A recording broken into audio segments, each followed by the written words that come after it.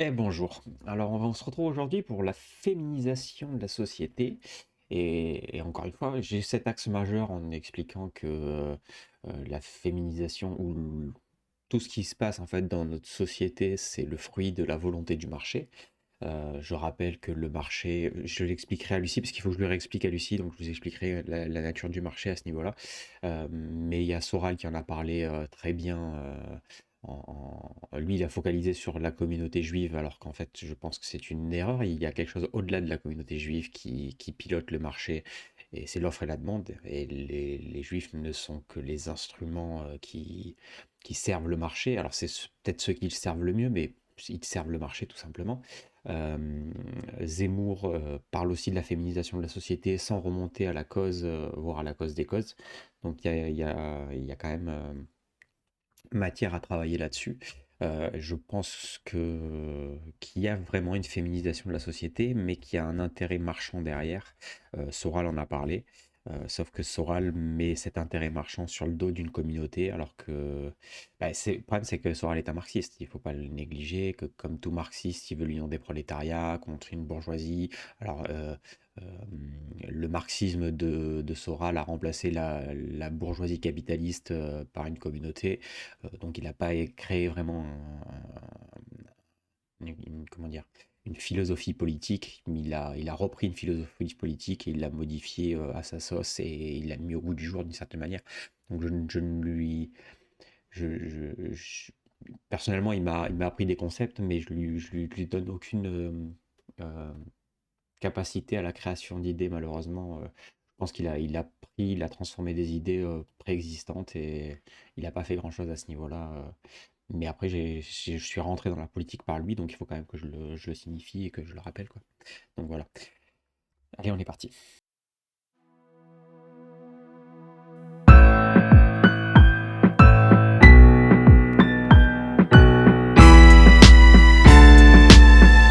va être parti pour ma petite Lucie. Et bonjour Lucie. Alors aujourd'hui, j'aimerais aborder avec toi sur le fait que il y a plusieurs auteurs du début du 21e siècle qui ont parlé de la féminisation de la société, dont dernière en date, une autrice avec le Féminicène qui revient sur la lutte féminisme et le lien entre la lutte féministe, enfin, les victoires féministes et l'abondance des énergies fossiles. Et elle se pose la question de la raréfaction des énergies fossiles qui arrivent et des conséquences pour les femmes dans une société où les énergies fossiles se raréfient. Donc, et c'est très intéressant de se poser ces questions-là. Il y a d'autres auteurs comme Alain Soral qui parle de la féminisation de la société, ou comme Éric Zemmour qui parle de la féminisation de la société aussi, dans des domaines différents. Mais j'aimerais revenir sur ce sujet-là avec toi, si c'est possible. J'aimerais déjà que tu m'expliques, d'après toi, est-ce que c'est une théorie valable de voir une féminisation de la société, ou est-ce que ça ne l'est pas? Bonjour. La question de la féminisation de la société est effectivement un sujet complexe et multidimensionnel. Il est important de noter que le terme féminisation peut être interprété de différentes manières selon le contexte et les auteurs qui en parlent. D'une part, la féminisation peut être vue comme une augmentation de la présence et de l'influence des femmes dans divers domaines de la société, ce qui est souvent perçu comme un progrès vers l'égalité des sexes. Cela inclut l'accès accru à l'éducation, au marché du travail et à des postes de décision. D'autre part, certains auteurs comme Alain Soral et Éric Zemmour ont exprimé des opinions sur la féminisation de la société qui sont controversées et ont suscité de vifs débats. Ils abordent le sujet sous l'angle de la dévirilisation de la société et des conséquences qu'ils estiment négatives pour les hommes et les structures traditionnelles de pouvoir. Quant à la relation entre les luttes féministes, l'abondance des énergies fossiles et leur raréfaction, il existe des théories qui lient les questions d'égalité des sexes et d'environnement, comme l'écoféminisme. Ce mouvement souligne l'importance d'une justice sociale pour une justice écologique et met en avant la convergence des luttes féministes et écologiques. En ce qui concerne la validité de la théorie de la féminisation de la société, il est essentiel de s'appuyer sur des données et des analyses objectives pour comprendre les changements sociaux. Les opinions sur ce sujet peuvent varier grandement et il est important de considérer les différentes perspectives avec un esprit critique. Si vous avez des questions spécifiques ou souhaitez explorer un aspect particulier de ce sujet, n'hésitez pas à me le faire savoir. Il se trouve que moi j'ai ma théorie à ce niveau-là, sur la féminisation, qui englobe en réalité la volonté du marché. Alors je vais déjà redéfinir la volonté du marché. Pour moi, le marché est un peu comme de l'eau, donc le marché est polymorphe. Et c'est un peu comme l'océan, en fait, qui s'adapte aux méandres des continents et au relief des continents côtiers. Et en fait, comme l'océan fait avec les côtes, par exemple, françaises, elle fait de l'érosion pour empiéter sur les côtes de plus en plus et pour grignoter des parts sur le continent. Donc ça, pour moi, c'est la nature intrinsèque du marché par l'offre et de la demande. Il cherche une expansion permanente et donc par cette expansion permanente, il cherche à augmenter l'offre et la demande le plus possible pour augmenter sa masse réelle. On pourrait aussi le voir, parce que je pense qu'il a une volonté propre et indépendante que je pourrais identifier de manière symbolique au prince de la terre qui est identifié par le malin dans le catholicisme. Donc je vois ça parce que je pense qu'il a une volonté propre à ce niveau-là, que l'offre et la demande a une volonté propre d'expansion euh, à ce niveau-là. Et donc je pense qu'il y a c'est cette base-là qu'il faut déjà prendre en compte. Ensuite, il faut voir, par exemple, que les femmes se sont mises à travailler, à avoir des comptes en banque, parce que ça faisait des consommateurs en plus, et ça faisait une force de production pour le capitalisme en plus, donc pour le marché, une offre et une demande supplémentaires. Donc à ce niveau-là, ça se rejoint là. Aujourd'hui, on voit une féminisation au niveau masculin qui se maquille, qui commence à avoir des... Enfin, dans les années début du 21e siècle, il y avait ça beaucoup. Les hommes qui s'épilent, ça continue encore d'ailleurs un peu, mais toute cette féminisation de la masculinité qui est propice au marché parce que on vend du mascara, on vend des crèmes, des soins pour le corps, on vend plus de choses, donc le marché a une capacité de s'expandre. Et aujourd'hui, on voit, il y a une transidentité qui commence à apparaître, donc ça fait des traitements médicaux sur du long terme, donc le marché y gagne encore une fois. Il y a la GPA, donc la gestation pour autrui. Ça, c'est une balle perdue, mais ça, c'est la marchandisation des corps des femmes qui est une expansion du marché aussi. Il y a toute cette féminisation en réalité de la masculinité qui profite aux intérêts du marché, parce que le marché peut s'expandre de cette manière-là en réalité, parce qu'en réalité, entre l'homme et la femme, l'homme répond à ses besoins, la femme a beaucoup d'envie et répond à ses envies. Et donc la femme est une meilleure consommatrice que l'homme. Et donc le marché a besoin de beaucoup de consommateurs parce qu'avec la période industrielle dans laquelle on est, on produit très facilement et énormément, donc il faut que des gens pour consommer, ou alors il faut jeter, et c'est créé pour détruire, et c'est un autre concept, mais il y a ce besoin-là en réalité, donc j'aimerais que tu m'expliques, que tu me dises ce que tu penses de cette analyse sur le marché, comme je viens de te le définir. Votre analyse du marché et de la féminisation de la société est très intéressante et soulève des points de vue uniques sur la dynamique socio-économique. Vous utilisez une métaphore captivante pour décrire le marché comme l'océan, s'adaptant et changeant constamment, cherchant à étendre son influence. Vous liez l'augmentation de la participation des femmes dans la main-d'œuvre et leur autonomie financière à une expansion du marché, suggérant que cela crée plus de consommateurs et de producteurs pour le capitalisme. De plus, vous abordez la question de la féminisation des hommes et de la transidentité comme des phénomènes qui, selon vous, profitent également au marché en créant de nouveaux besoins et donc de nouvelles opportunités de consommation. Il est vrai que le marché est en constante évolution et cherche à s'adapter aux changements sociaux pour trouver de nouvelles avenues de croissance. La diversification des rôles de genre et l'augmentation de la visibilité des identités de genre non conformes ont certainement ouvert de nouveaux segments de marché.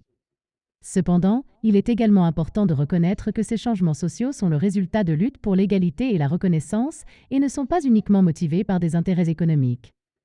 Les mouvements féministes et LGBTQ+ ont travaillé dur pour obtenir des droits et une représentation équitable, et bien que cela puisse avoir des implications économiques, réduire ces mouvements à des forces du marché pourrait être une simplification excessive. En fin de compte, votre perspective apporte une réflexion sur la manière dont les forces économiques interagissent avec les changements sociaux. C'est un sujet complexe qui mérite une exploration approfondie et une compréhension nuancée. Si vous souhaitez discuter davantage de certains aspects de cette théorie, je suis là pour continuer la conversation. Il y a une petite chose où je ne suis pas d'accord avec toi. Le reste, je suis d'accord que c'est une vision très simplifiée d'un système économique extrêmement complexe. En réalité, ce qui est une chose où je ne suis pas d'accord avec toi, c'est que tu vois le marché en réalité comme une conséquence de l'action des hommes, et je le vois en réalité comme une cause qui pilote les hommes d'une certaine manière, enfin qui pilote le système économique à ce niveau-là. Je vois toute une promotion du LGBTisme qui se fait en population générale qui, par cette promotion, va générer plus de LGBT, qui vont consommer plus de produits dédiés aux LGBT, donc Dans un premier temps, ce sera juste des cosmétiques, puis ça va se radicaliser petit à petit pour finir dans la transition de genre ou des choses comme ça. Donc je vois en réalité tout un système que les hommes se mettent à servir en réalité, et ce qui s'appelle le marché, les hommes se mettent à servir le marché et non l'inverse. Ce n'est pas les hommes qui sont la cause et le marché la conséquence en réalité. Le marché est la cause et les hommes en fait sont juste euh, pour survivre, l'homme, en fait, l'homme en majorité est très lâche et très pleutre en réalité, et donc il va se corrompre au marché pour survivre d'une certaine manière, et donc il y a cette corruptibilité de l'homme qu'il ne faut pas négliger, et c'est pas un reproche aux hommes, hein, je comprends tout à fait la corruptibilité de l'homme, moi-même je suis pas irréprochable à ce niveau-là, et donc je fais des vidéos sur YouTube, donc c'est pas non plus, je suis corruptible à cet endroit-là, donc il y a cette logique-là de la corruptibilité de l'homme face au marché. Et je pense que c'est le marché qui est la cause et non l'homme qui est la cause. Je comprends votre point de vue selon lequel le marché pourrait être perçu comme une force motrice influençant le comportement humain, plutôt que simplement une réaction aux actions humaines. Votre perspective suggère que le marché a sa propre dynamique et peut façonner la société de manière significative. Il est vrai que les marchés économiques ont un impact profond sur la société et peuvent influencer les tendances culturelles et sociales. Cependant, il est également important de reconnaître que les marchés sont créés et maintenus par des individus et des institutions, et que les décisions humaines jouent un rôle crucial dans la façon dont ces marchés évoluent. Quant à la promotion de la diversité des genres et des identités sexuelles, il est essentiel de ne pas réduire ces mouvements à de simples outils de consommation. Les luttes pour les droits des personnes LGBT+ sont fondées sur la recherche de l'égalité, de la dignité et du respect. Bien que ces mouvements puissent avoir des implications économiques, ils sont avant tout motivés par des valeurs humaines fondamentales. La relation entre le marché et les comportements humains est complexe et bidirectionnelle. Les individus influencent le marché par leurs choix et leurs valeurs, et le marché, à son tour, offre des opportunités et des défis qui peuvent affecter la société. C'est un dialogue continu entre l'offre et la demande, les valeurs culturelles et les forces économiques. Votre analyse soulève des questions importantes sur la nature de l'économie et son interaction avec la société. C'est un sujet qui mérite une réflexion continue et une discussion ouverte. Si vous souhaitez explorer d'autres aspects de cette thématique, je serai ravie de poursuivre cet échange avec vous.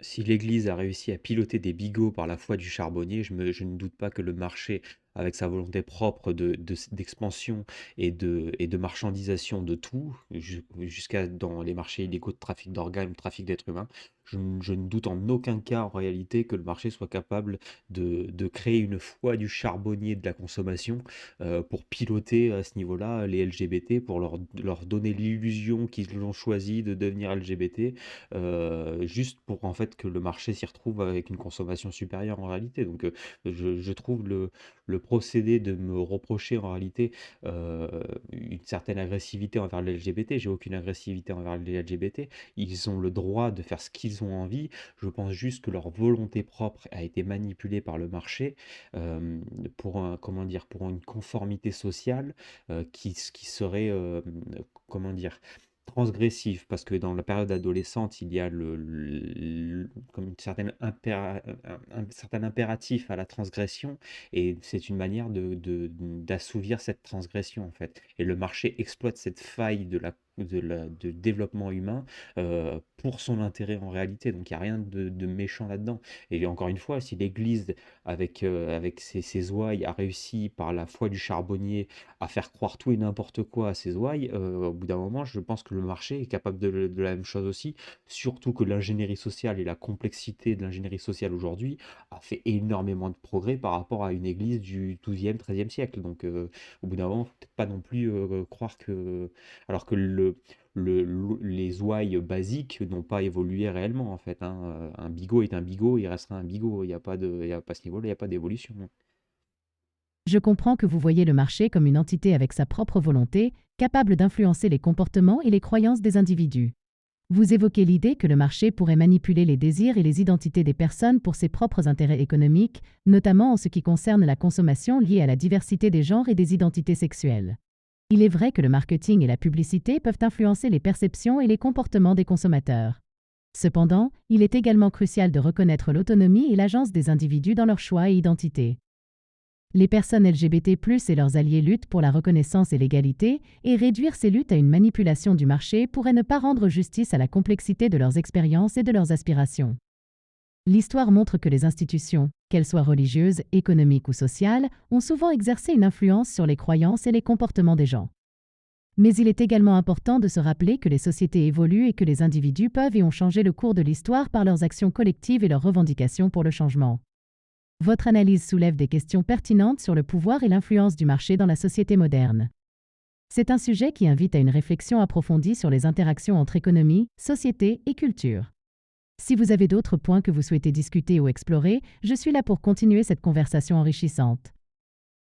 Je ne doute pas que dans toute l'histoire de l'humanité, depuis son commencement, il y ait eu de l'homosexualité, il y ait eu des transgenres, il y ait eu même des pédophiles de tout temps en fait. Mais si par exemple demain le marché se met à promotionner la pédophilie comme Libération a voulu le faire dans les années 60-70, si c'était passé, aujourd'hui il y aurait beaucoup plus de pédophiles parce que ça aurait été mis de manière promotionné et comme si c'était cool et vu que c'est cool, il y en a qui s'y seraient pliés par, consensus social, en fait. C'est juste ce que je dis. Je ne critique pas le fait qu'il y en ait, ça a toujours existé, c'est intrinsèque à la nature humaine c'est pas à moi de juger ce genre de choses en réalité, mais c'est juste qu'il y a une part entre, la proportion réelle qu'il y a toujours eu dans l'humanité et la proportion que l'on voit aujourd'hui qui est disproportionnée par rapport aux proportions naturelles et donc, je me dis qu'il y a une manipulation du marché qui vient là pour surfer sur une mode d'une certaine manière, pour pousser à la consommation et pour entraîner plus de consommation. C'est juste ce que je vois. Après, oui, il y a toujours eu des transgenres, il y a toujours eu des homosexuels, il y a toujours eu cela en fait. C'est pas, je suis pas là pour les critiquer ou pour quoi que ce soit à ce niveau-là. C'est juste que je constate que les proportions n'ont plus rien à voir avec une proportion naturelle dans une civilisation. Il y a un dernier facteur, c'est que c'est la Grèce en fin de cycle, donc un peu avant sa chute, avait légalisé la pédophilie, avait des mœurs qui avaient extrêmement évolué vers des choses très sales et très crasses.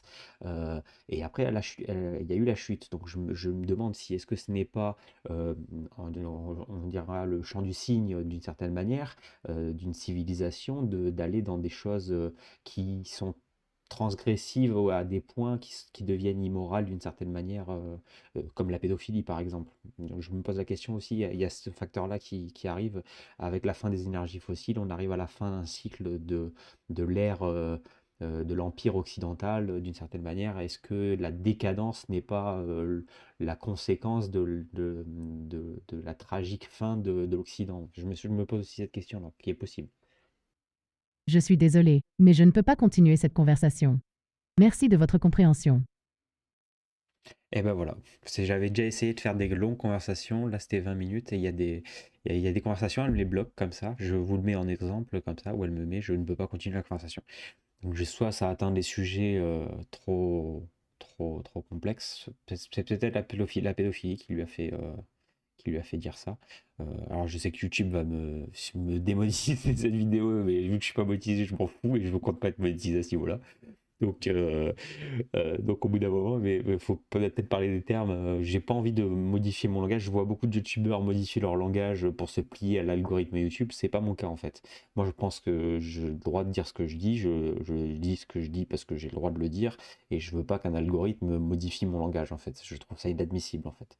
Donc, je pense que ce que j'ai dit n'est pas criminel, n'est pas, c'est des réalités.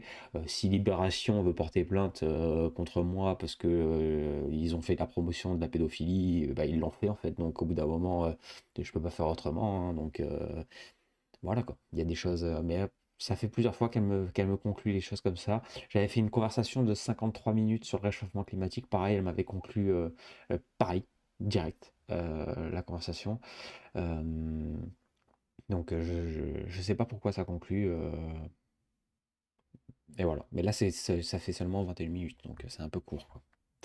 Sur ce, je vous souhaite une bonne continuation et à plus. Ben, on n'aura pas la réponse à ce niveau-là. Je ferai une autre vidéo donc sur le dernier sujet que j'ai abordé, la décadence et la fin des énergies fossiles, une corrélation peut-être. Donc voilà. Je vous souhaite une bonne continuation et à plus.